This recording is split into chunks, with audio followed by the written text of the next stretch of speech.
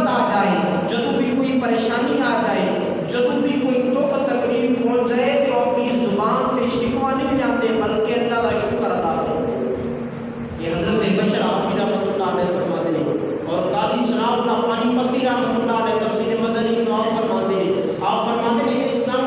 سنگت کو مراد عام بندے جو سمجھ نہیں آئے، صرف عارف لوگ نے جڑے اللہ تبارک و تعالیٰ نے برگزیدہ نے انہوں کو اس چیز سمجھے، کیونکہ جدو خالق کی کائنات کی بارگاہ جو کوئی صدمہ پہنچتا ہے وہ اللہ تبارک و تعالیٰ کی شکر گزاری کرتے ہیں، اللہ تبارک و تعالیٰ کی اطاعت کا خیال رکھتے ہیں، اللہ تبارک و تعالیٰ کے حکم کے مطابق عمل کرتے ہیں۔ اگر کوئی نقصان پہنچ بھی جائے تو پھر خالق کائنات انہوں نے نیب البدر کے اندر اس نقصان کو بھی زیادہ اچھی چیز عطا فرماتے ہیں۔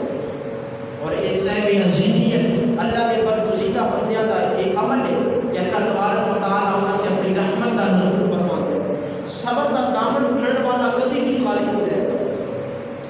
امام علی مقام نے کربلا کے میدان کے اندر صبر کر کے دکھایا،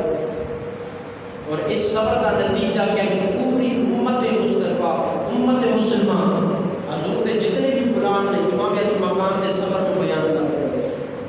حضرت ایوب علیہ السلام نے صبر کر کے دکھایا، اور انہوں کا صبر آج تھوڑے سامنے امت کے اندر ہر ممبر تے بیان ہوتا ہے۔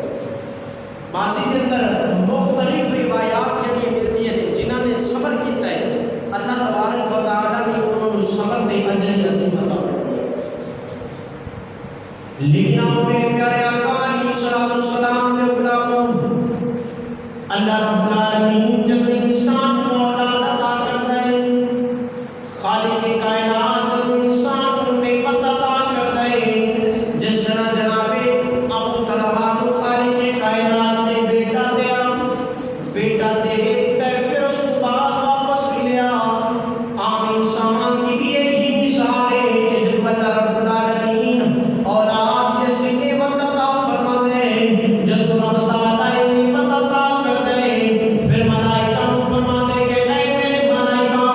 ہن اس بندے کو آزماؤ، اے بندہ کی کرتا ہے، مولا کرنا کیے، جاؤ ادھر کول چلے جاؤ، جڑا میں دل دا سکون عطا کیتا ہے، جڑا میں جگر دا ٹکڑا عطا کیتا ہے، جا کے اس بچے کی روح قبض کر لو۔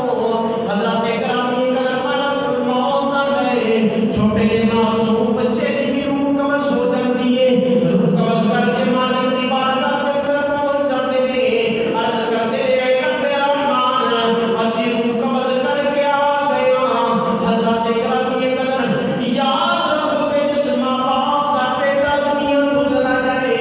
یقیناً بظاہر تا بڑا دکھ ہوتا ہے، کیونکہ باپ وہ ہستی ہے کہ جنہیں ساری زندگی پتر کی خاطر کمایا ہوتا ہے، جڑا اپنے منہ کے دکھ میں بھی کٹ کے اولاد کو کھاتا ہے۔ ماں بھی جناب علی سردیاں دی رات کے اندر جناب علی اپنے بیٹے کو سکے تے سوا کے خود گھلے تے سوتی ہے، رات کا 1 بجے دا ٹائم ہوئے